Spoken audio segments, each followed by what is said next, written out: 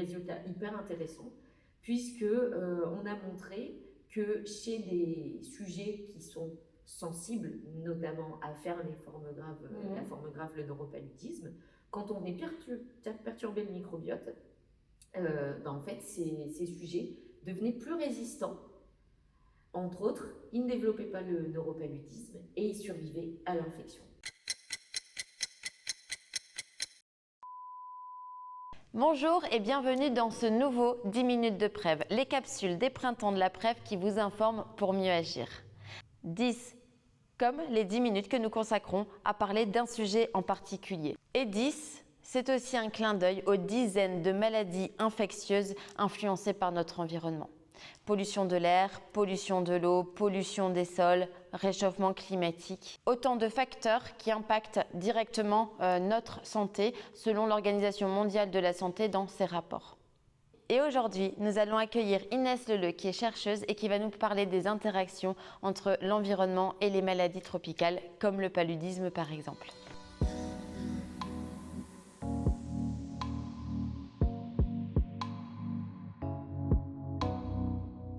Bonjour Inès. Bonjour Olivia. Merci d'avoir accepté notre invitation à ce 10 minutes de PrEV. Merci à vous d'avoir donné la parole, en tout cas pour m'exprimer sur la santé environnementale aujourd'hui. Eh ben, c'est avec grand plaisir. Avant de rentrer dans le vif du sujet, est-ce que tu peux te présenter ? Bien sûr, alors je suis Inès Leleu, chercheure postdoctorante ici à l'Institut Pasteur de Lille. Et je travaille sur les infections, donc telles que le paludisme, la tuberculose, avec un focus sur les formes graves et mortelles qui touchent le cerveau, et sur le rôle de facteurs risques qui peuvent nous rendre plus sensibles ou moins face aux infections, et notamment celui du microbiote intestinal. D'accord. Et donc, qu'est-ce qui fait que... quels sont ces facteurs justement pour le paludisme par exemple ? C'est quoi le paludisme ? Alors, le paludisme, c'est une infection parasitaire, donc qui est transmise en fait par le moustique, qui transmet le parasite qui est Plasmodium falciparum pour la forme mortelle. Et donc, quand on est infecté, le parasite fait aller se répliquer au niveau du foie. Et puis, quand il va sortir du foie, il va venir infecter nos globules rouges. Donc là, on va commencer à avoir des fortes fièvres, à ne pas se sentir bien, etc. Si on est pris en charge tout de suite, il existe des traitements anti-palustres. Mais si on n'est pas pris à temps, et notamment dans les zones d'endémie, en fait, le parasite peut se disséminer partout dans notre organisme et venir notamment au niveau du cerveau pour induire le neuropaludisme. Et donc, les patients, qui sont souvent les enfants de moins de 5 ans, les femmes enceintes et les personnes immunodéprimées, vont tomber dans le coma et souvent mourir de l'infection. D'accord, donc la forme la plus grave, c'est celle qui atteint le cerveau, qui atteint malheureusement les personnes les plus fragiles, mais alors du coup le microbiote dans tout ça ? Alors déjà, pour commencer, il faut savoir que le microbiote, c'est une véritable faune qui vit en nous. Donc elle est composée de micro-organismes, des bactéries, des champignons, des virus, des parasites, qui vivent en symbiose en nous, qui ne sont pas pathogènes, donc qui vivent dans nos intestins. Et en fait, c'est impliqué dans la digestion, donc ça c'est quelque chose qu'on connaît quand même assez bien, mais aussi dans la santé globale, et notamment dans notre immunité. Et en fait, le microbiote, il est connu pour être un facteur risque dans certaines maladies et dans les infections. Et ici, à l'Institut Pasteur de Lille, dans l'équipe du docteur Sylviane Pied, on s'est récemment intéressé à étudier le lien en fait, entre ce microbiote et l'infection, notamment la forme grave du paludisme, qui est le neuropaludisme. Et donc pour ça, on a utilisé des antibiotiques pour venir modifier, perturber le microbiote de sujet d'étude. Et puis on a regardé l'impact sur l'infection. Et résultat hyper intéressant, puisque on a montré que chez des sujets qui sont sensibles, notamment à faire les formes graves, la forme grave, le neuropaludisme, quand on est perturbé le microbiote, en fait, ces sujets devenaient plus résistants. Entre autres, ils ne développaient pas le neuropaludisme et ils survivaient à l'infection. Et à l'inverse, on a montré que chez des sujets qui sont plus robustes, plus forts et avec une immunité peut-être plus compétente pour lutter contre les infections, quand on venait perturber leur microbiote, elles avaient tendance à devenir plus susceptibles à l'infection, voire à en mourir.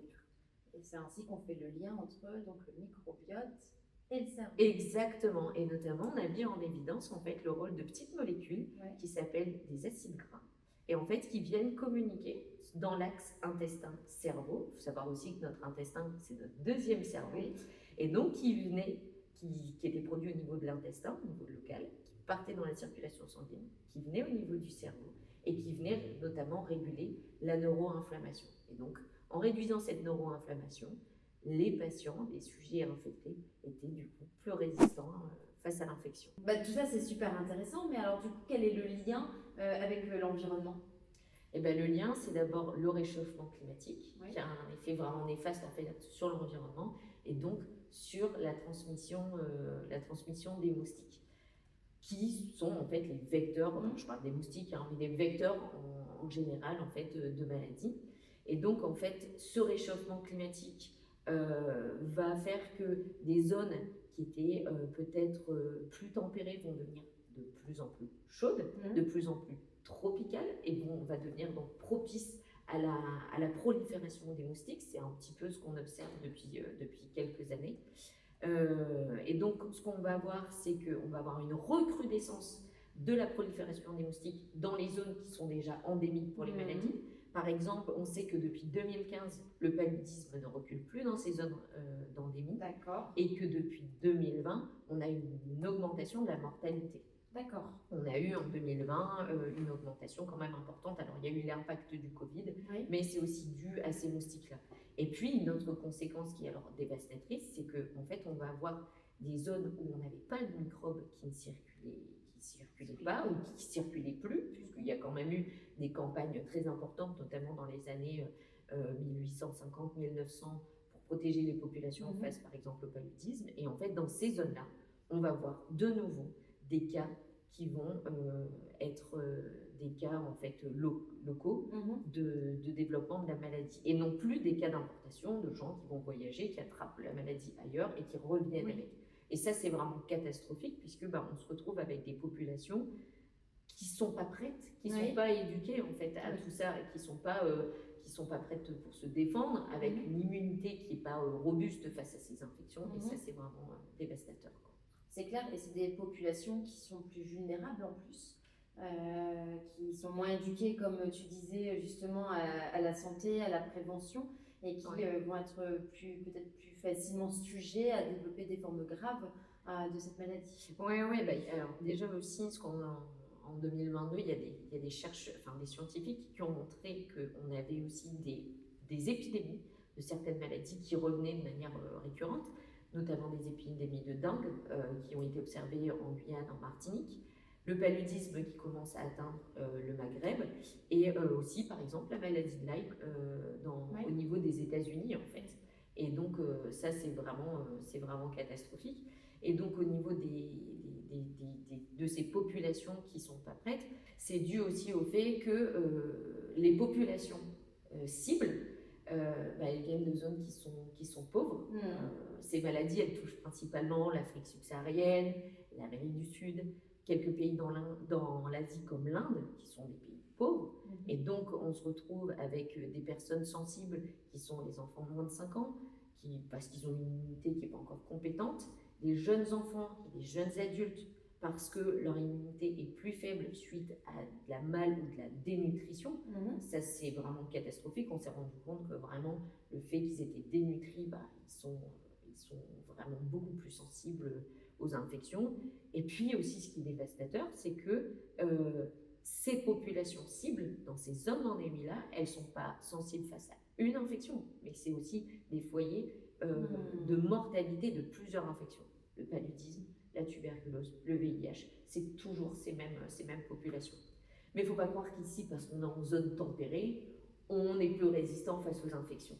En fait, il est montré que le microbiote intestinal, c'est un facteur risque aussi dans les maladies comme la maladie de Crohn, mais aussi dans les infections, dans la grippe, dans le Covid ou encore dans l'asthme. Ça, c'est clair et net. Et pourquoi? Comment? En fait, en Europe, il y a eu notamment une baisse de l'allaitement Donc du coup, on se retrouve avec des bébés qui ne reçoivent pas les anticorps de la maman, donc ils sont moins aptes à répondre face aux infections, avec des stérilisations qu'on a utilisées pour tout et n'importe quoi, peut-être pas trop stérilisées, donc les biberons. Donc le problème, c'est que le système immunitaire des enfants est moins entraîné, donc moins compétent à répondre aux infections. Un terrain plus fragile, du coup. C'est ça. Une diversité alimentaire qui baisse. Aujourd'hui, on a la facilité d'acheter des plats qui sont cuisinés, produits industriels, des fast-foods, et donc on a un apport plus faible en vitamines, plus faible en énergie, une consommation des produits laitiers qui est plus faible, donc on a moins d'apport de bonnes bactéries qui pourraient alimenter notre microbiote. Et puis aussi la surmédication, l'automédication qui a entraîné aussi l'apparition en fait des antibiorésistances.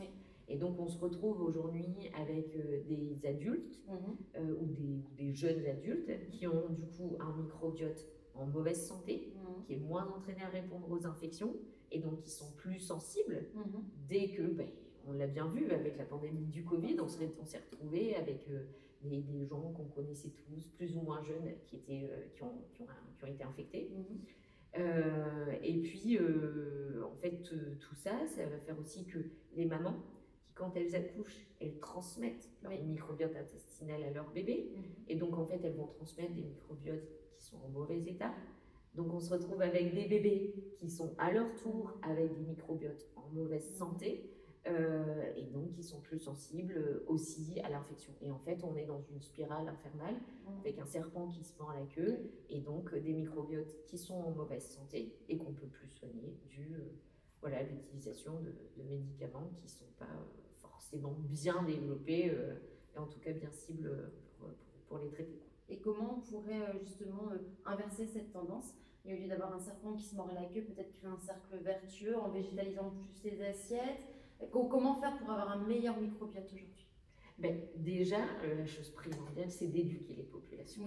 Dans les zones d'endémie, comme il était fait dans l'ancien temps, où on mettait des pancartes avec « utiliser des moustiquaires ». Attention, utilisez des insecticides, mettez des vêtements longs pour éviter les piqûres de moustiques, évitez d'aller dans des zones qui sont trop humides et du coup où les vecteurs des maladies moins nous touchent. Voilà. Donc ça, c'est primordial et ça va devenir de toute façon indispensable, tenir compte de cette réalité au niveau scientifique en continuant nos recherches, mais au niveau politique aussi, parce que c'est les politiques aussi qui créent toutes ces campagnes de sensibilisation. Et puis, sensibiliser tout le monde. Donc en fait, prendre soin de son microbiote, prendre soin de sa santé aujourd'hui, ça va nous rendre plus performants, plus compétents à nous protéger contre les infections. On peut faire un petit écart de temps en temps, ça, il n'y a pas de souci.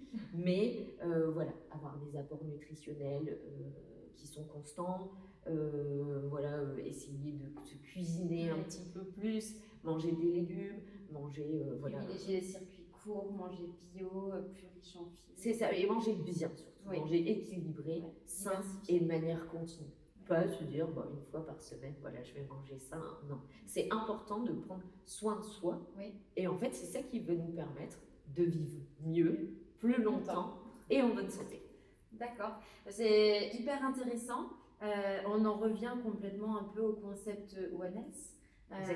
Qui est une seule santé, qui dit que quand on prend soin de sa santé, en privilégiant justement plus de fibres, des circuits courts, végétaliser les assiettes, on va participer en tous les cas à moins de réchauffement climatique, à un impact sur l'environnement qui sera moins élevé, et qui dit impact sur l'environnement moins élevé dit aussi réduction justement par exemple de ces vecteurs porteurs de maladies. Et en fait on pourrait inverser la tendance comme tu disais en éduquant, en faisant de la prévention, des campagnes de sensibilisation à toutes les bonnes pratiques.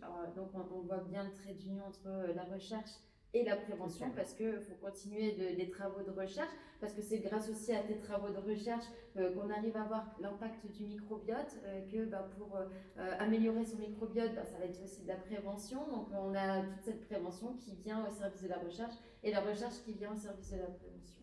Exactement, en fait, tout est lié et ça s'inscrit totalement dans la politique One Health, Ouais. avec, voilà, il faut continuer à faire des recherches sur, du coup, en fait, finalement, des facteurs risques qu'on a déjà. C'est ça aussi qui est important. Et que tout ça, ça fait partie de notre santé, de notre immunité, que c'est pas juste pour être en bonne santé, c'est aussi, justement, ça rentre aussi totalement dans les printemps de la PrEP, c'est une prévention face aux infections. Et donc la recherche, elle est très importante là-dedans, puisque c'est de la recherche que va découler les moyens de lutter contre les infections avec, par exemple, l'utilisation de probiotiques, donc qui sont l'incorporation de bonnes bactéries, mais aussi simplement manger un yaourt, on apporte des bonnes bactéries en soi, continuer à développer des traitements pour les formes justement qui sont plus sévères, et puis aussi finalement faire de la prévention, comment on peut éviter tout ça avec peut-être le développement de vaccins et le développement des campagnes de sensibilisation. Il n'y a pas de recherche, il n'y a pas de sensibilisation, il n'y a pas de prévention. Donc on continue de travailler. On continue de travailler de manière acharnée. Merci Inès. Merci Olivia. À bientôt. À bientôt. Merci d'avoir suivi entièrement ce 10 minutes de PrEV. Nous espérons que ça vous a plu. N'hésitez pas à nous suivre sur les réseaux sociaux pour en savoir plus sur les printemps de la PrEV et sur toutes nos actions au Centre de prévention santé longévité. À bientôt.